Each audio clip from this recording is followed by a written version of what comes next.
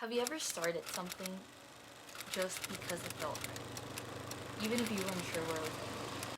That's how I felt whenever I uploaded my first YouTube video. I had no plan, no expectations. It was just me, my camera, and a really big dream. Not a lot has changed since then, but my perspective has. My perspective on YouTube as a whole. For those of you that don't know me, hi, my name is Natalia. I am 24 years old. I live in Texas and I am pretty new to YouTube. I started my channel less than a year ago and I am currently at 148 subscribers. When I first started my channel, I was really dedicated to it. I would not miss an upload. I posted every Sunday, I believe. Then about 4 or 5 months into my channel, I got pretty depressed. I just didn't feel like I had the motivation to create art. And I feel like that really impacted my channel growth, and the mindset that I was in back then was all about growth. So I took a break for 2 or 3 months, I think, and it really helped me reflect on YouTube a lot, because when I first started doing it, I loved it. I loved editing. Everything really excited me. But then it got really overwhelming with my life because I was struggling with other things. I was struggling to get a job in my field, and I really was not in a place to create because I was trying to just be okay at life. After my break, I decided to approach YouTube in a completely different way, and I think it's been working so far because I feel more comfortable talking to the camera. I feel more open posting different videos. I don't feel as much pressure to be perfect on camera, which is really dumb because I'm literally just in my bedroom. So my journey has been really interesting because I didn't have a viral video or anything like that, but I got a substantial amount of views on one of my videos, my thrifting video. It got, I think it was over 600 views. So that was really good for me because I have less than 200 subscribers. I really didn't think that video was gonna do that good. I kind of just did it for fun. And I find it crazy because that always seems to be the case. The videos that I do that I don't think are gonna be successful are usually not successful, but successful for my channel. And then videos that I work so hard on, that I'm really passionate on, like actually my least viewed video on my channel is my reading hilarious book reviews from Goodreads, and that video was so much fun for me. I was literally laughing the whole time, and it's my least viewed video, but it was my most fun video. Which, I don't know, there's something to that. Why did I start my YouTube channel? I think I started my YouTube channel because I finally stopped making excuses for myself and I just did it. Because I've always wanted to start a YouTube channel. I've always told myself, I'm gonna do it after this or after that, like after I finish middle school, after I graduate high school. Then that turned into after I graduate college, and then that turned into after I graduate with my master's degree. And I'm finally done with school. So a big part of it is that I finally have time to do it because I always had really hard classes. I was always in a really hard major, and I just didn't want to do something without giving it my full potential. But now I don't have school. I do have a full-time job. From posting my first video, from editing that first video, to editing my thrifting vlog, to going to Japan and making a video out of that. And not just that, that video now serves as a memory. Whenever I'm like 80 years old in a nursing home or something, I'm gonna be able to look back and that's how I looked when I was 23, 24 years old in Japan. Even if I don't remember it, super depressing thought. I don't know if y'all know, I have a very dark sense of humor. If I ever get Alzheimer's, I'll have a way to remember all of my memories, and a part of me really likes that. I have like a security blanket on my memories, on my brain, which is kind of a weird thought to have. I am a Gen Z, and I think everyone in my generation has this passion for media because we grew up with media basically shoved down our throats. So I feel like that sparked something in almost everyone, and everyone that I know has this weird inclination to start some sort of social media. And honestly, for me, the reason I picked YouTube YouTube is, one, I've always wanted to do it. I've always been inspired by the OG YouTubers. I used to watch Best Dressed, Bethany Moda, Noella. I used to watch literally all the big lifestyle beauty influencers in the early 2010s. I used to follow them and watch them so much every day after school, and it brought me so much joy. It made me so happy. I had a DSI and I had a little camera, and I would take pictures and I would draw on them, and I would pretend that it was like a video.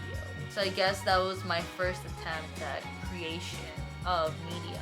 Ever since then, I've kind of always wanted to try this, and a part of me wants to do other platforms too. I was thinking about trying TikTok, but YouTube has always been what I wanted to do.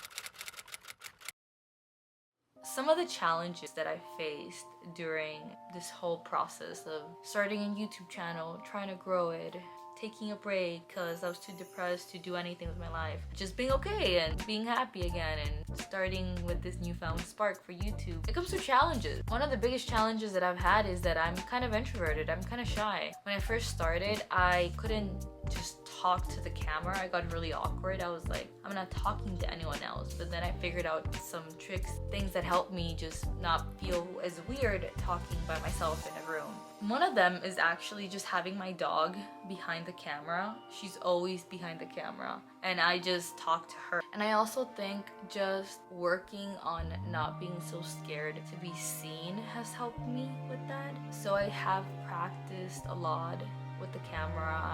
Sometimes I just start recording myself even though I know I'm not gonna post it, but because I don't want to get rusty, because I do sometimes take breaks and I don't always upload every single week, even though I'm trying my best to be more regular with my schedule. It's just because my job is hard. I love my job and it brings me so much joy, but sometimes it does give me a headache and it's really hard. I don't always edit after work, even though I should. Which leads me to my next challenge that I've had is time. I edit all my own videos. I film everything on my camera. I also have a full-time job. I have a dog and I have other responsibilities. So finding the time to do this passion project for me has been kind of difficult. I think I figured it out. I just have to be very meticulous with my schedule. I just have to actually schedule, hey, I'm gonna edit, hey, I'm gonna film today, because if I don't, I won't. I can't just wake up and be like, oh, today I'm gonna edit, today I'm gonna film. I don't know why my brain has to see it on a schedule multiple days ahead of time for me to actually be able to do it. However, one thing that I was really happy to discover about throughout this process is that I love to edit. I actually started a YouTube channel before this one many years ago. I lost the password to it, and I think I privated all those videos before I lost the password, but I didn't have Final Cut Pro. I just had iMovie, and oh my god, there's a world of a difference when it comes to editing with Final Cut Pro and iMovie, because I absolutely love how technical Final Cut Pro is and how much detail you can go into and just how much you can do with it. And that's what keeps me going sometimes, because I just want to try another effect. I just want to try to do more, and it's so much fun. I feel like it's another form of me talking to my online friends, because like I did mention before, I am kind of introverted in real life and shy, so I feel like I don't have a lot of friends, but the community that I've been building here on YouTube has been really helping.